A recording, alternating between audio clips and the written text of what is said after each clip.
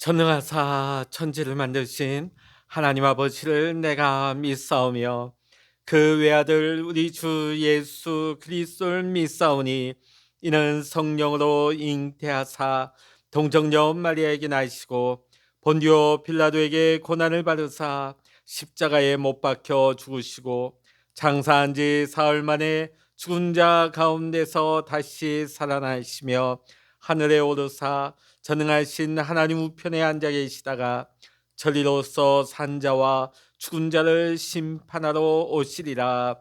성령을 믿사오며 거룩한 공예와 성도가 서로 교통하는 것과 죄를 사하여 주시는 것과 몸이 다시 사는 것과 영원히 사는 것을 믿사옵나이다. 아멘.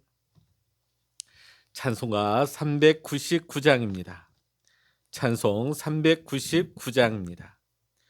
어린 양들아 두려워 말아라. 주님 우리와 함께 하신다.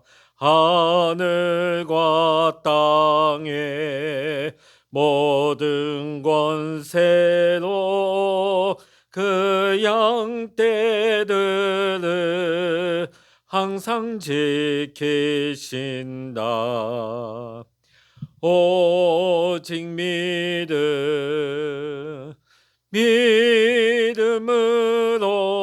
믿음으로 두려움 없으리. 오직 믿음, 오직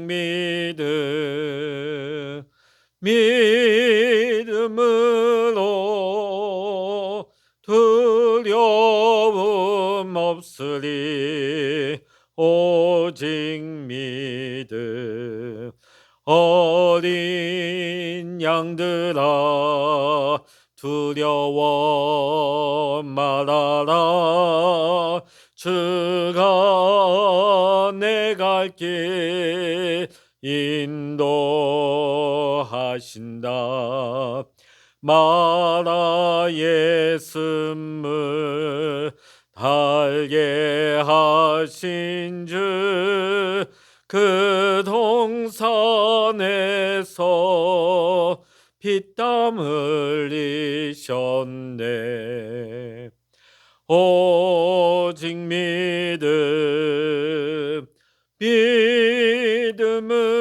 믿음으로 두려움 없으리. 오직 믿음, 오직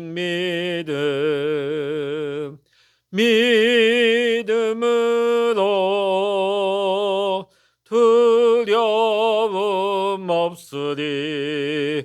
오직 믿음. 어린 양들아 두려워 말아라. 주님 언제나 함께 하신다. 고난과 역경 환난 중에도 능력의 주님 너를 지키신다. 오직 믿음으로 두려움 없으리. 오직 믿음, 오직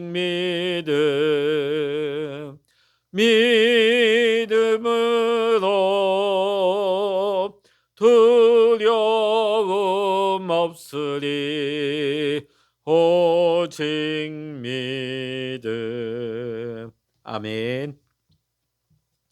이 시간 우리에게 주시는 하나님의 말씀 구약 예레미야 38장 1절로부터 28절까지의 말씀 되겠습니다.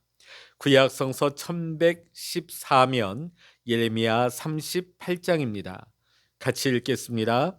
mat단의 아들 스바랴와 바술의 아들 그다랴와 셀레미야의 아들 유갈과 말기야의 아들 바술이 예레미야가 모든 백성에게 이르는 말을 들은즉 이르기를 여호와께서 이와 같이 말씀하시되 이 성에 머무는 자는 칼과 기근과 전염병에 죽으리라. 그러나 갈대아인에게 항복하는 자는 살리니 그는 노량물을 얻은같이 자기의 목숨을 건지리라. 여호와께서 이와 같이 말씀하시니라. 이 성이 반드시 바벨론의 왕의 군대의 손에 넘어가리니 그가 차지하리라 하셨다 하는지라.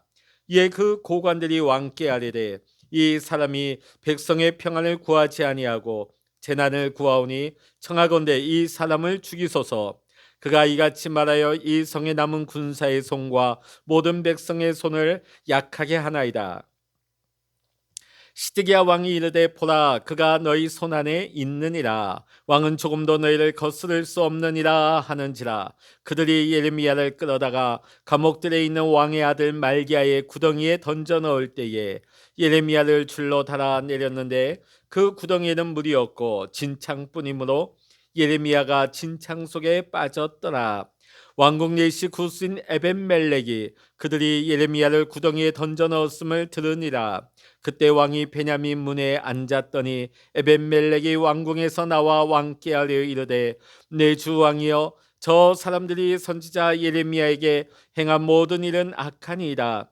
성중에 떡이 떨어졌거늘 그들이 그를 구덩이에 던져 넣었으니 그가 거기에서 굶어 죽으리라 하니 왕이 구스 사람 에벤멜렉에게 명령하여 이르되 너는 여기서 30명을 데리고 가서 선지자 예레미야에게 죽기 전에 그를 구덩이에서 끌어내라. 에벤멜렉이 사람들을 데리고 왕궁 곳간 밑방에 들어가서 거기서 헝겊과 낡은 옷을 가져다가 그것을 구덩이에 있는 예레미야에게 밧줄로 내리며 구스인 에벤멜렉이 예레미야에게 이르되 당신은 이 헝겊과 낡은 옷을 당신의 겨드랑이에 대고 줄을 그 아래에 대시오. 예레미야가 그대로 하매 그들이 줄로 예레미야를 구덩이에서 끌어낸지라. 예레미야가 시위대 뜰에 머무니라. 시드기야 왕이 사람을 보내어 선지자 예레미야를 여호와의 성전 셋째 문으로 데려오게 하고 왕이 예레미야에게 이르되 내가 내게 한 가지 일을 물으리니 한마디도 내게 숨기지 말라. 예레미야가 시드기야에게 이르되 내가 이를 왕에게 아시게 하여도 왕이 결코 나를 죽이지 아니하시리까. 가령 내가 왕을 권한다 할지라도 왕이 듣지 아니하시리이다. 시드기야 왕이 비밀이 예레미야에게 맹세하여 이르되 우리에게 영혼을 지으신 여호와께서 살아계심을 두고 맹세하노니 내가 너를 죽이지도 아니하겠으며 내 생명을 찾는 그 사람들의 손에 넘기지도 아니하리라 하는지라. 예레미야가 시드기야에게 이르되 만군의 하나님이신 이스라엘의 하나님 여호와께서 이와 같이 말씀하시되 내가 만일 바벨론의 왕의 고관들에게 항복하면 내 생명이 살겠고 이 성이 불사름을 당하지 아니하겠고 너와 내 가족이 살려니와 내가 만일 나가서 바벨론 왕의 고관들에게 항복하지 아니하면 이 성이 갈대아인의 손에 넘어가리니 그들이 이 성을 불살릴 것이며 너는 그들의 손을 벗어나지 못하리라 하셨나이다. 시드기야 왕이 예레미야에게 이르되 나는 갈대아인에게 항복한 유다인을 두려워하노라. 염려하건대 갈대아인이 나를 그들의 손에 넘기면 그들이 나를 조롱할까 하노라 하는지라. 예레미야가 이르되 그 무리가 왕을 그들에게 넘기지 아니하리이다 원하옵나니 내가 왕에게 아뢰는 바 여호와의 목소리에 순종하소서. 그리하며 왕이 복을 받아 생명을 보전하시리이다. 그러나 만일 항복하기를 거절하시면 여호와께서 내게 보이신 말씀대로 되리이다. 보라 곧 유다 왕궁에 남아있는 모든 여자가 바벨론 왕의 고관들에게로 끌려갈 것이요 그 여자들은 내게 말하기를 내 친구들이 너를 꿰어 이기고 내 발이 진흙에 빠짐을 보고 물러갔도다 하리라.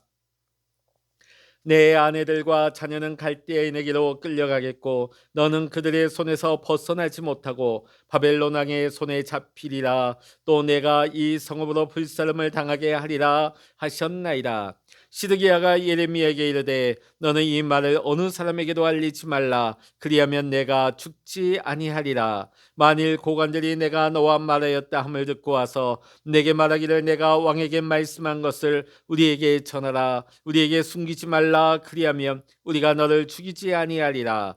또 왕이 내게 말씀한 것을 전하라 하거든 그들에게 대답하되 내가 왕 앞에 간구하기를 나를 요나단의 집으로 되돌려 보내지 마소서 그리하여 거기서 죽지 않게 하옵소서 하였다라 하니라. 모든 고관이 예레미야에게 와서 물으매 그가 왕이 명령한 모든 말대로 대답하였으므로 일이 단로되지 아니하였고 그들은 그와 더불어 말하기를 그쳤더라. 예레미야가 예루살렘이 함락되는 날까지 감옥들에 머물렀더라. 아멘. 할렐루야. 오늘도 함께 기도하시는 우리 사랑하는 모든 믿음의 성도님들에게 하나님의 크신 은혜와 평강이 또 오늘도 기도 응답의 축복이 함께 하시기를 주의 이름으로 간절히 축원합니다. 오늘 예레미야 38장의 말씀에서도 예레미야 선지자는 계속해서 유다의 멸망에 관한 메시지를 담대하게 전하고 있습니다. 자, 계속해서 반복되는 이 메시지 앞에 예루살렘 사람들은 상이한 각기 다른 반응을 나타내고 있습니다. 시위대 뜰에 있는 예레미야에게는 여전히 하나님의 말씀이 임하였습니다. 2절과 3절에 보면 하나님의 말씀이 임하고 있죠. 그 내용이 뭡니까? 유다의 멸망이 확실하니 살고 싶다면 바벨론에 항복하라고 말씀을 전하고 있습니다. 자, 그런데 이 메시지가 비단 처음 전해진 것이 아니죠. 21장에서도 동일하게 선포되어진 메시지입니다. 자, 예레미야의 이런 메시지를 들은 사람들은 그의 말씀 선포를 매국적인 발언으로 여겼습니다. 민족을 버린 선지자로 매도했던 것입니다. 자, 이를 반증이나 하듯 백성들을 대표하는 고관들, 여기 보니까 스바랴, 그다랴, 유갈, 바스훌 이런 고관들이 예레미야를 죽이고자 시드기야 왕에게 청하게 되어집니다. 자, 그러면서 예레미야를 죽이자 청하면서 그 이유를 대고 있습니다. 왜냐하면 지금 이 고관들이 주장하는 것은 뭐냐면 이 예레미야가 계속 이 백성들의 평안을 구하기보다는 재난을 구하고 있다. 멸망을 얘기하고 있다. 오늘 예레미야의 이 말로 인하여서 그의 선포되는 말로 인하여서 지금 성 안에서 바벨론과 맞서 싸우고 있는 군인들과 백성들의 사기가 떨어지고 있다는 거예요. 그러니까 이 예레미야를 살려둬서는 안 된다. 죽이려고 덤벼들었다가 결국은 예레미야를 구덩이에 던지게 되어집니다. 자, 근데 그 구덩이가 그냥 구덩이가 아닙니다. 진창 구덩이입니다. 진창 구덩이입니다. 담대히 하나님의 메시지를 선포한 예레미야였지만 오늘 예레미야의 상황은 매우 절망적입니다. 진창 구덩이에 떨어졌을 뿐만 아니라 목마름과 배고픔과 외로움이 찾아왔습니다. 자, 근데 이 절망적인 상황 속에서 예레미야에게 구원의 손길이 미치게 되어집니다. 그것은 유다의 왕도 아니고 고관도 아니고 유다의 백성도 아닌 여호와의 총회에조차 들어갈 수 없는 이방인 구스 사람 넷이 에벤멜렉을 통해서 구원의 손길이 임하게 됩니다. 오늘 11절부터 13절에 보면 그 구원의 과정에 대해서 매우 디테일하게 전해지고 있죠. 이 구스 사람 넷이 에벤멜렉이 왕에게 담대하게 나아가서 이 예레미야를 건져내야 된다고, 저기 그대로 둬서는 안 된다고 용감하게 말하고 있습니다. 이 말을 함으로 인해서 이 넷이 동서고금을 막론하고 넷이는 왕의 말 한마디에 죽을 수밖에 없어요.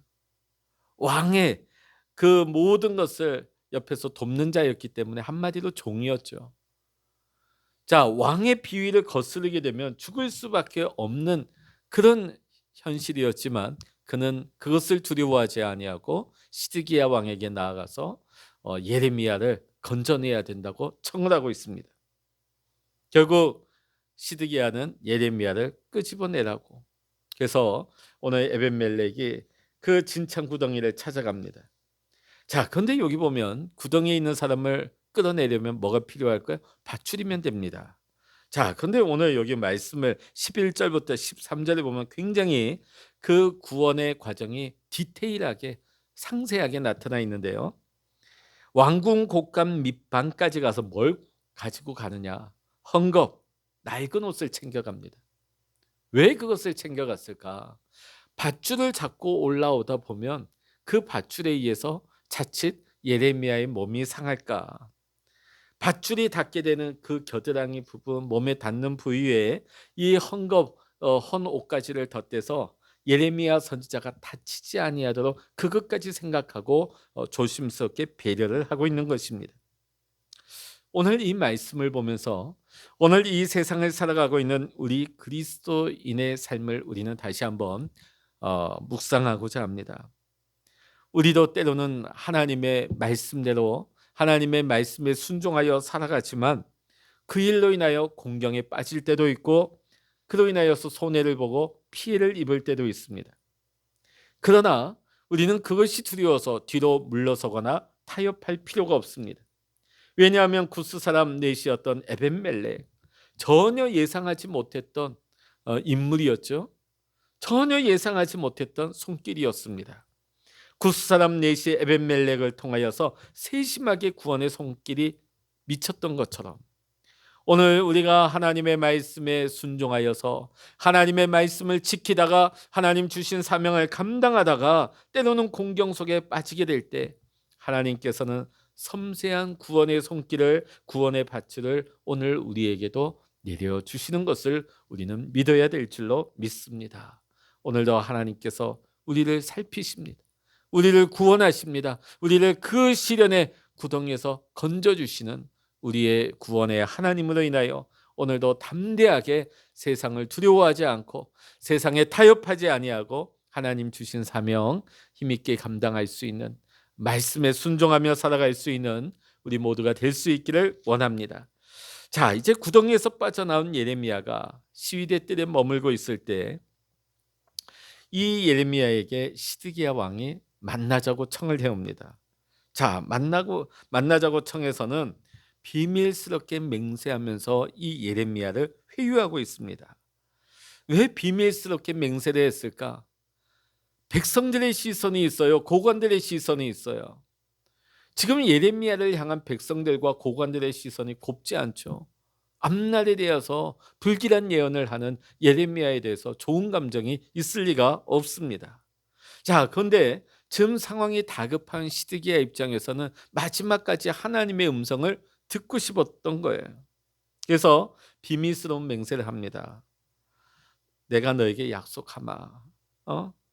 내가 너를 죽이지도 않겠고 저들이 너를 다시금 그 구덩이에 던지지 않도록 죽이지 못하도록 내가 하겠다 하면서 하나님의 말씀을 대언해 줄 것을 청을 하고 있습니다. 자, 이런 제안을 받은 예레미야, 시드기야가 바라는 대답을 해줬을까요? 아닙니다. 바벨론에게 항복해야 살 수 있다는 변함없는 하나님의 말씀을 대언하고 있습니다. 자, 그런데 이 항복 메시지, 하나님의 말씀이 대언되어질 때에 이 시드기야의 반응이 굉장히 우리의 어안을 벙벙하게 만듭니다. 자, 그 내용이 뭐냐면 19절에 나오는데요. 이 19절의 내용을 보면 한마디로 말해서 이미 1차 포로 시기에 끌려간 그 바벨론 포로 생활을 하고 있는 우리 동포들, 그러니까 유다인들, 끌려간 유다인들이 내가 항복을 하게 되면 자신을 비웃고 조롱하게 될 것이다. 지금 누구를 무서워하고 있어요? 바벨론 왕을 무서워하고 있는 것도 아니고 그 군대를 무서워하고 있는 것도 아니고 그 바벨론 군대 포로가 되어서 포로 생활을 하고 있는 그들이 무섭다는 거예요. 그들이 무서워서 두려워서 항복하지 못하겠다. 이런 이기적인 생각, 자신의 체면, 자신의 안위, 그것만을 걱정하고 있죠. 내가 어떤 어려운 일을 당한다 할지라도, 내가 손가락질 받고 내가 조롱받는다 할지라도 내가 바벨론에게 항복을 해서 내 나라와 민족이 살 수 있다면 이 백성이 살 수 있다면 마땅히 그 길을 가야 되는 게 응당 정상적인 왕의 모습 아니겠습니까? 자, 그런데 오늘 너무나 이 시드기야는 이기적인 모습이었습니다. 나라가 문제가 아니에요. 백성이 문제가 아니에요. 내가 욕을 먹고 내가 손해보고 내가 뭔가 손가락질 받는 것을 견딜 수 없다. 그래서 결국은 시드기야는 하나님의 말씀에 순종하지 않기로 결정을 내립니다. 자, 오늘 우리가 이 시드기야를 보면서 그래도 백성들과는 좀 구별되다. 그래도 고관들은 악의를 가지고 해코지하려고 하고 죽이려고 했지만 그래도 시드기야는 이 예레미야를 죽이고자 하는 악의를 갖고 있지는 않았다는 것입니다. 자, 그런데 이 시드기야는 뭡니까? 그가 중대한 결단을 내릴 수 있는 위치에 있었어요.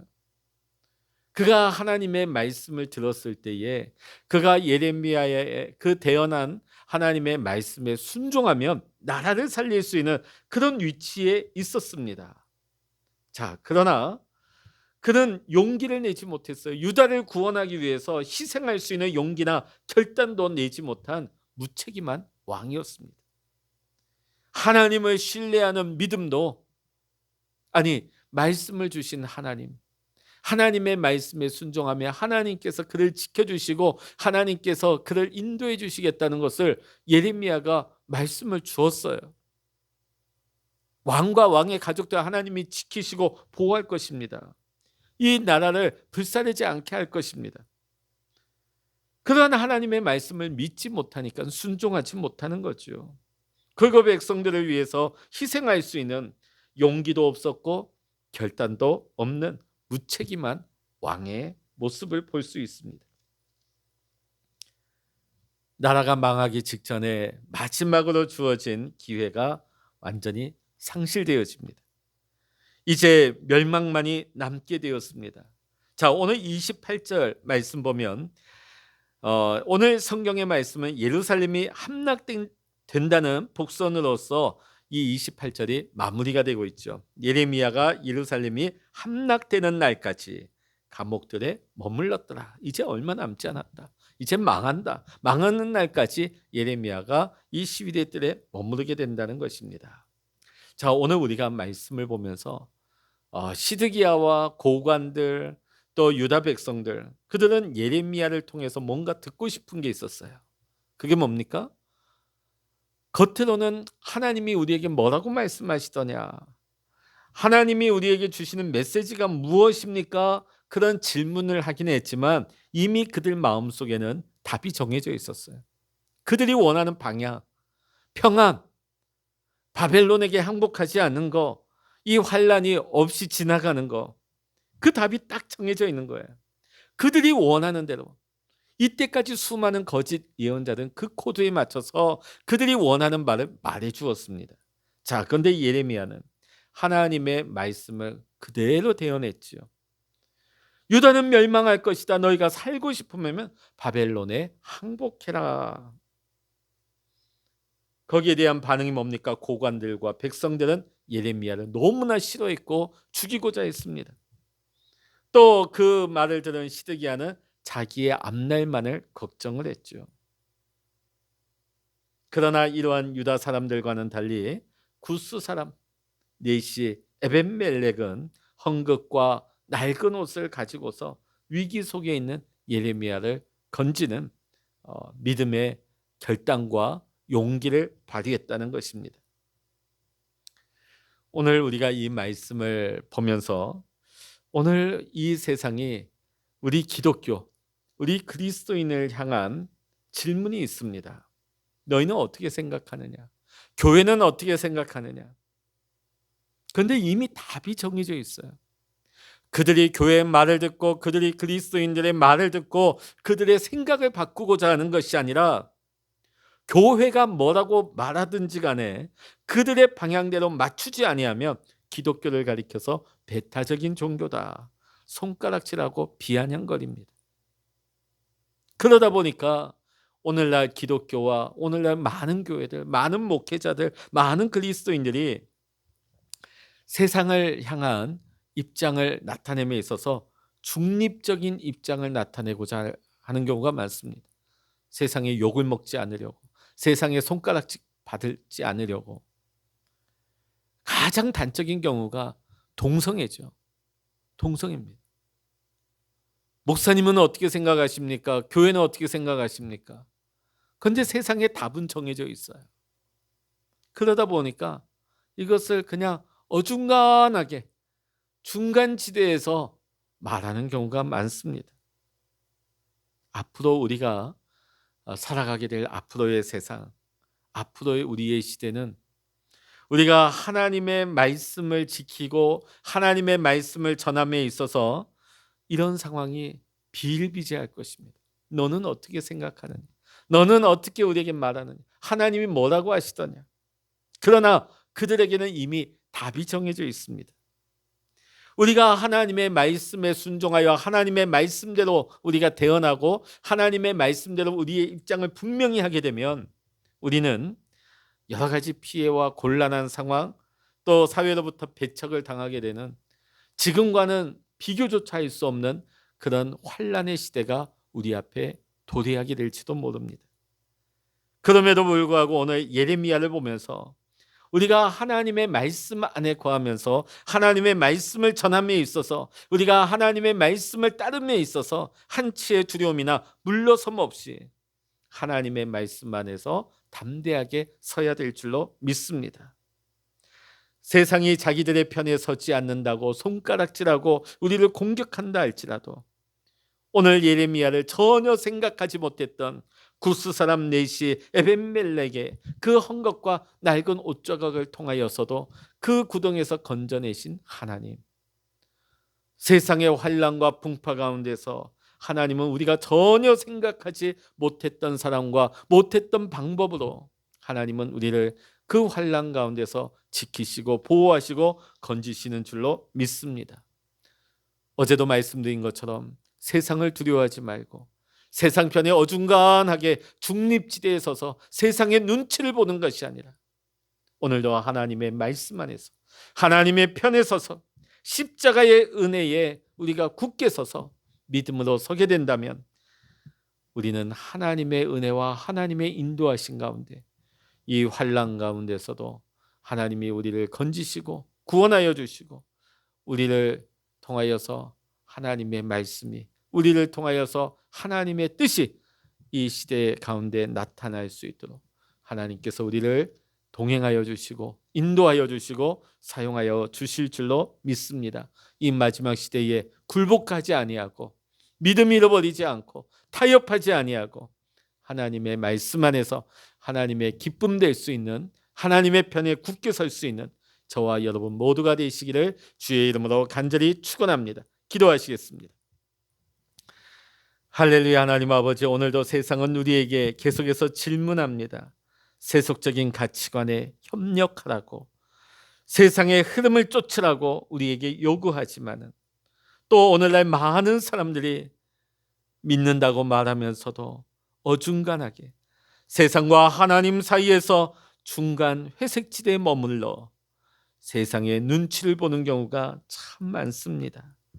때로는 우리가 하나님의 말씀 안에서 하나님의 말씀대로 살다가 우리가 환난을 당하며 피해를 입고 우리가 공경에 빠진다 할지라도 우리가 굴복하지 아니할 것은 오늘 예레미야가 그 구덩이에 빠졌을 때 전혀 생각하지 못했던 구스 사람 넷이 에벤멜렉을 통하여 예레미야를 건지신 하나님께서 오늘은 우리를 이 환난 가운데서 믿음으로 사는 자를 하나님께서 건지시고 구원하여 주시고 하나님께서 보호하여 주셔서 믿음으로 사는 자를 하나님께서 인도하여 주실 줄로 믿습니다. 하나님, 오늘도 우리가 사람을 두려워하는 것이 아니라 환경을 두려워하는 것이 아니라 세상을 두려워하는 것이 아니라 하나님 안에서 믿음 안에서 하나님의 말씀 안에 살아갈 수 있는 우리 모든 믿음의 성도님들 될 수 있도록 주여 축복하여 주시옵소서. 모든 감사와 영광을 우리 주님께 올려드리며 우리 주 예수 그리스도의 이름으로 간절히 기도하옵나이다. 아멘. 찬양하라 내 영혼아, 찬양하라 내 영혼아, 내 속에 있는 것들아 다 찬양하라. 기도하라 내 영혼아, 기도하라 내 영혼아. 내 속에 있는 것들아 다 기도하라.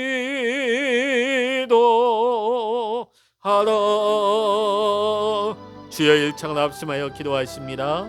주여